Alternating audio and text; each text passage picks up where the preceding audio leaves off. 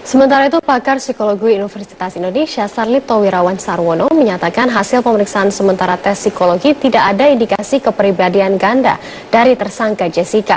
Jessica juga dinyatakan sehat secara mental. Sarlito ke Mapolda Metro Jaya untuk melengkapi berkas berita acara pemeriksaan atau BAP.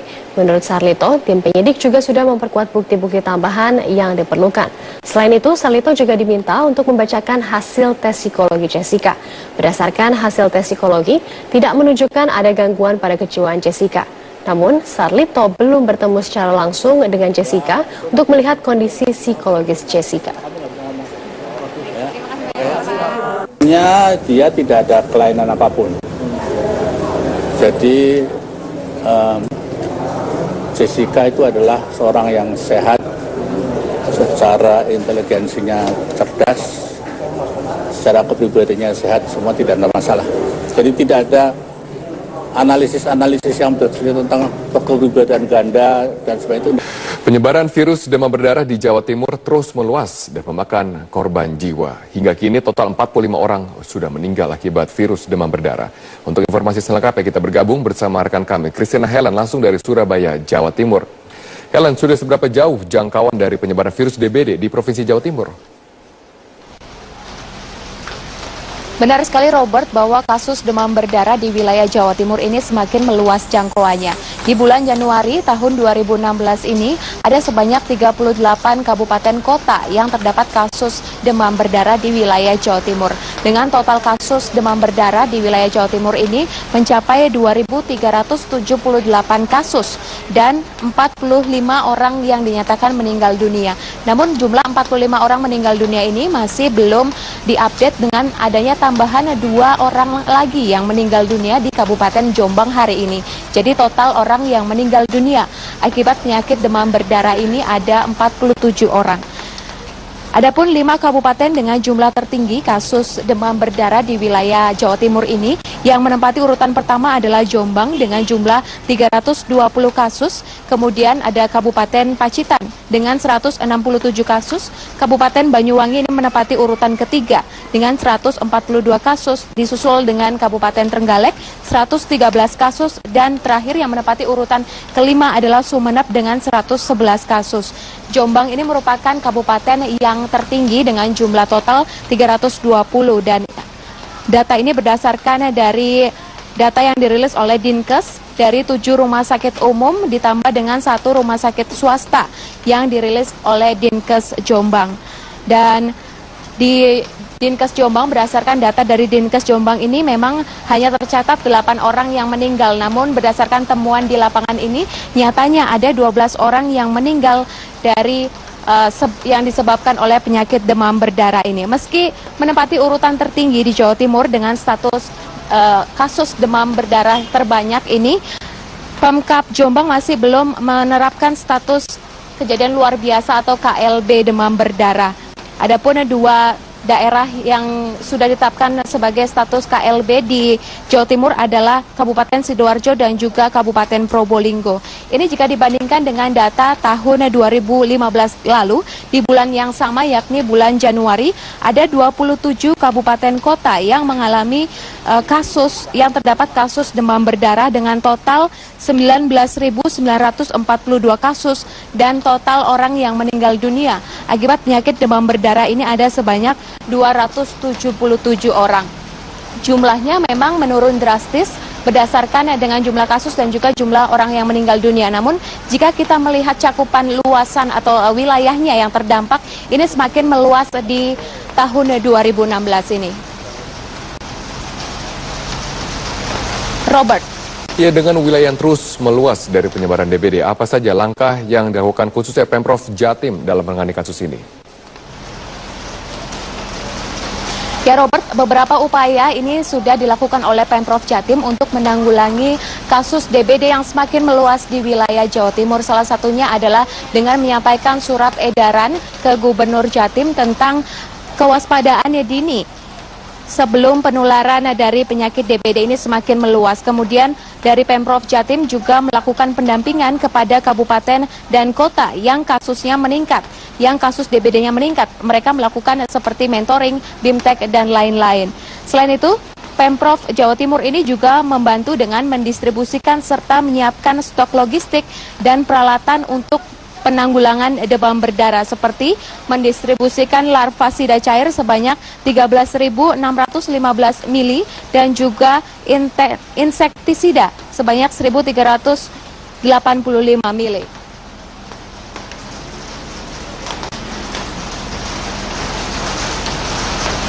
Robert, demikian yang dapat kami laporkan dari Surabaya.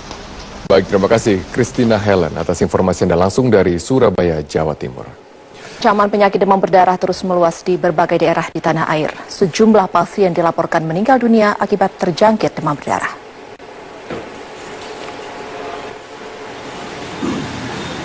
Di Majene, Sulawesi Barat, 2 orang dinyatakan meninggal dunia akibat demam berdarah. Sementara puluhan korban lainnya positif menderita demam berdarah dan masih dalam perawatan di sejumlah puskesmas dan rumah sakit umum daerah Majene. Berdasarkan data yang diperoleh dari Dinas Kesehatan Kabupaten Majene, hingga akhir Januari tercatat penderita demam berdarah sudah mencapai 29 orang. Demam berdarah dengue juga mewabah di Kabupaten Jombang, Jawa Timur. Bahkan dalam satu dusun di Desa Pojokrejo, ada sekitar 50-an warga yang dirawat akibat demam berdarah dan 1 orang dilaporkan meninggal dunia. Demam berdarah di desa ini rata-rata menyerang para balita dan anak-anak. Para pasien umumnya dirawat di rumah sakit luar kota karena puskesmas serta rumah sakit di Jombang cukup jauh dari lokasi desa. Sepanjang Januari 2016, Rumah Sakit Wijaya Kusuma Jaya, Kuningan, Jawa Barat menerima sedikitnya 30 pasien penderita demam berdarah. Dalam 1 pekan terakhir, jumlah pasien demam berdarah ini terus mengalami peningkatan. Tak hanya anak-anak, bahkan banyak juga kalangan dewasa yang terjangkit virus demam berdarah. Dari data Dinas Kesehatan Kabupaten Kuningan, dari ratusan warga yang terjangkit demam berdarah, 4 diantaranya meninggal dunia. Kecamatan Cilimus dan Kecamatan Hantara menjadi penyumbang korban demam berdarah terbanyak. Tim Liputan Metro TV. Pemirsa, awal tahun 2016 jumlah pasien penderita DBD di Jakarta meningkat drastis. Sementara itu wabah demam berdarah dengue juga melanda wilayah Sumatera bagian selatan dan Jambi. Informasi selengkapnya akan disampaikan oleh rekan kami Clara Alverina yang berada di RSUD Cengkareng, Jakarta Barat, dan juga Nadia Atmaji dari Palembang, Sumatera Selatan. Kita ke Clara terlebih dahulu. Clara, hingga saat ini berapa jumlah pasien demam berdarah yang saat ini dirawat?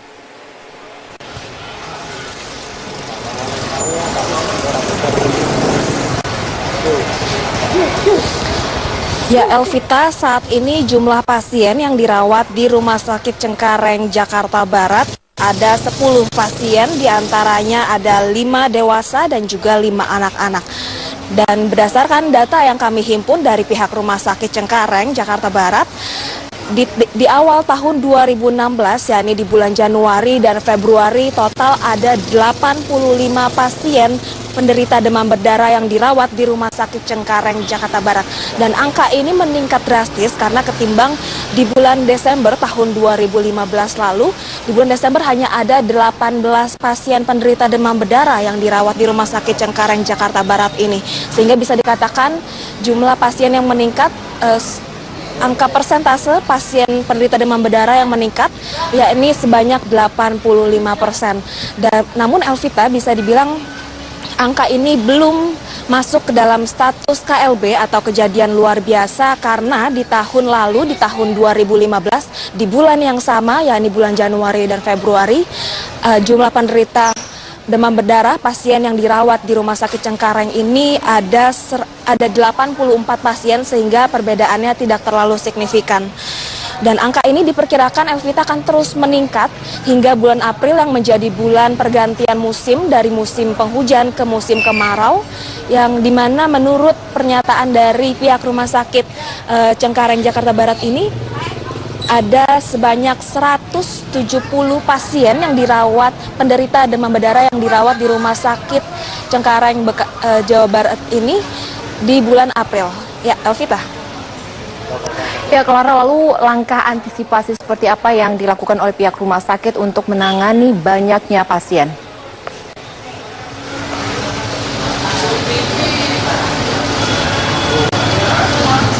Ya, Elvita, untuk untuk antisipasi dari Rumah Sakit Cengkareng ini, pihak dari Rumah Sakit Cengkareng sudah menambah jumlah tempat tidur, yakni sebanyak 20 tempat tidur untuk mengantisipasi lonjakan pasien penderita demam berdarah di Rumah Sakit Cengkareng ini. Karena kemarin akibat melonjaknya jumlah pasien penderita demam berdarah sempat terjadi penumpukan pasien, di mana para pasien penderita demam berdarah ini sempat dirawat dengan menggunakan kursi roda dan juga sempat terjadi antrian di depan instalasi gawat darurat IGD Rumah Sakit Cengkareng, sehingga bahkan meskipun sudah pihak rumah sakit juga sudah berusaha untuk merujuk pasien-pasien ini, membujuk pasien ini untuk dirujuk ke rumah sakit lain, namun para pasien tetap menolak, sehingga untuk itu pihak Rumah Sakit Cengkareng melakukan antisipasi dengan menambah jumlah tempat tidur, yakni sebanyak 20 tempat tidur dari yang sebelumnya ada 360 tempat tidur. Dan 20 tempat tidur baru ini disebar di beberapa ruangan, seperti khususnya adalah ruangan infeksi demam berdarah untuk dewasa dan juga untuk anak-anak. Selain itu, Elvita, juga pihak Rumah Sakit Cengkareng ini juga sudah bekerja sama dengan Rumah Sakit Rumah Sakit Umum Kecamatan Kalideres dan Kembangan untuk merujuk pasien. Dan demikian adalah pernyataan dari Wakil Direktur Rumah Sakit Cengkareng, Dr. Dwiyani Mahastuti.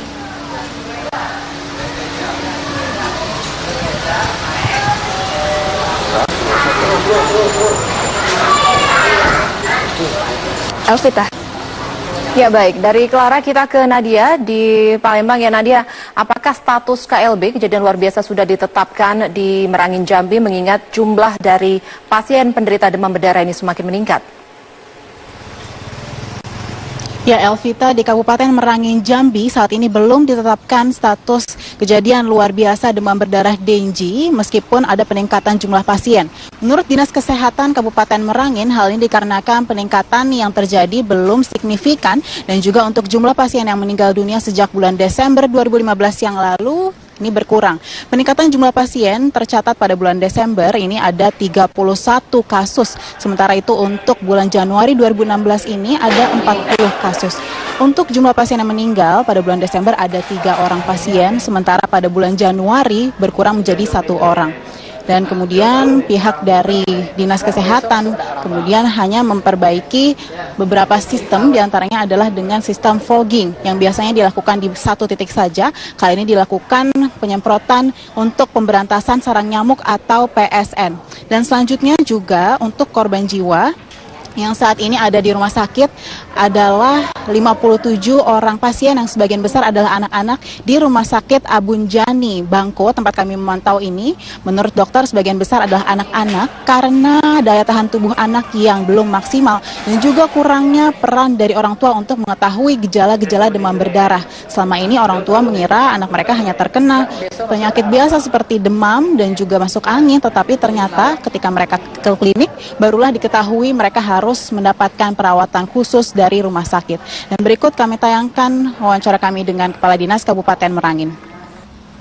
Kami sampaikan sebelumnya, untuk DBD ini tidak hanya kita bebankan ke Dinas Kesehatan, tapi ini tanggung jawab kita semua. Karena kita tahu pencegahan demam berdarah ini yang paling efektif adalah PSN. Dan PSN ini tidak bisa ditanggulangi oleh Dinas Kesehatan, tetapi ini harus mengikut sertakan semua unsur, termasuk masyarakat sendiri. Elvita.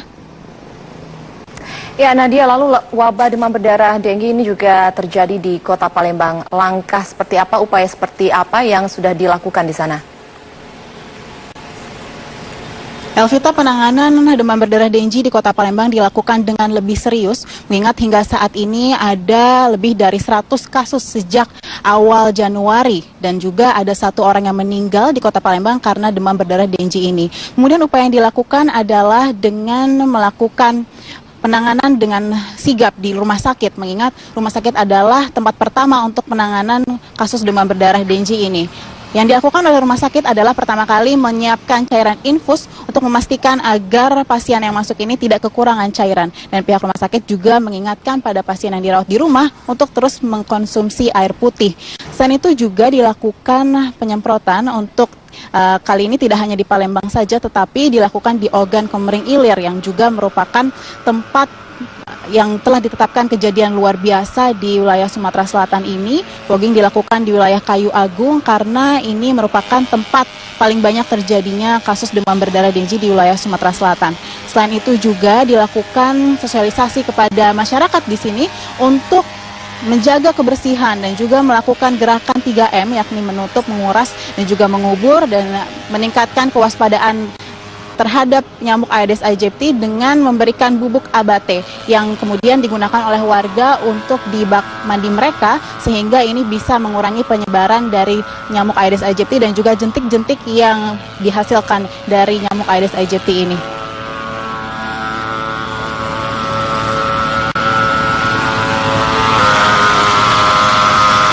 Demikian Elvita dari Palembang, Sumatera Selatan, kembali ke studio. Ya, Nadia dan Clara, terima kasih untuk laporannya rekan-rekan. 2 orang warga Bone, Sulawesi Selatan meninggal dunia karena wabah demam berdarah yang terus menyebar. Kementerian Kesehatan menetapkan Provinsi Sulawesi Selatan sebagai salah satu dari 7 provinsi dengan status kejadian luar biasa. Kita bergabung bersama rekan kami, Humaira Balkis yang berada di Makassar, Sulawesi Selatan. Balkis, bagaimana perkembangan terkini dari pasien-pasien yang dirawat di rumah sakit di Bone akibat DBD?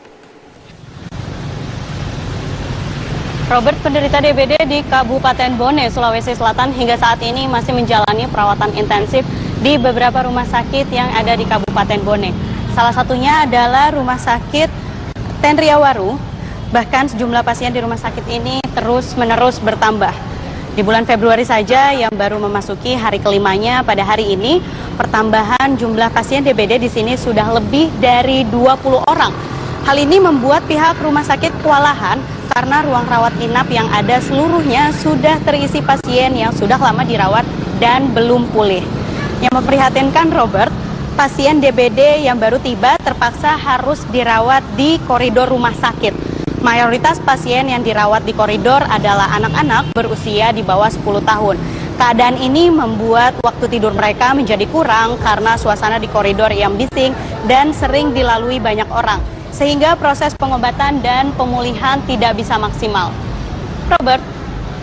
Ya, lalu bagaimana dengan upaya pemerintah Kabupaten Bone untuk menekan dari penyebaran DBD di sana? Robert, ada beberapa upaya yang dilakukan oleh Dinas Kesehatan Kabupaten Bone untuk menekan penyebaran wabah DBD di wilayahnya.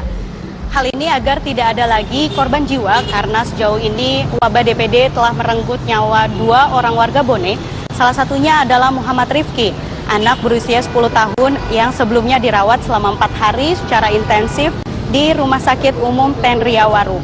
Salah satu upaya yang gencar dilakukan adalah pengasapan insektisida atau yang umumnya dikenal sebagai fogging, Robert. Pengasapan dilakukan di beberapa kecamatan di Kabupaten Bone. Namun sebenarnya pengasapan di wilayah Bone ini tidak maksimal atau kurang maksimal karena Dinas Kesehatan Bone hanya memiliki 6 alat saja. Sedangkan seluruh alat itu harus menjangkau 27 kecamatan di Kabupaten Bone.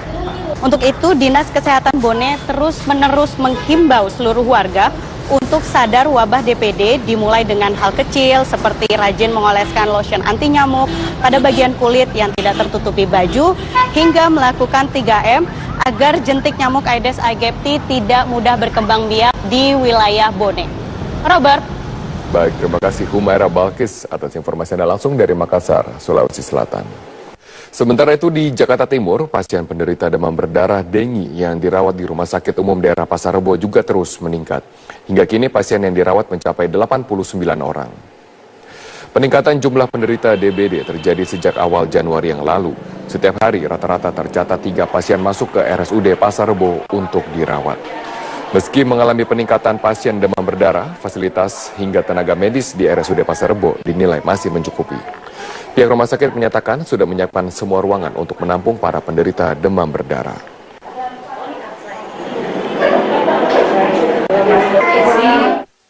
Total pasien yang tanggal 3 kemarin yang dirawat berjumlah 15 orang. Dengan pasien DB yang kasus baru yang di tanggal 3 ada kemarin 8 orang.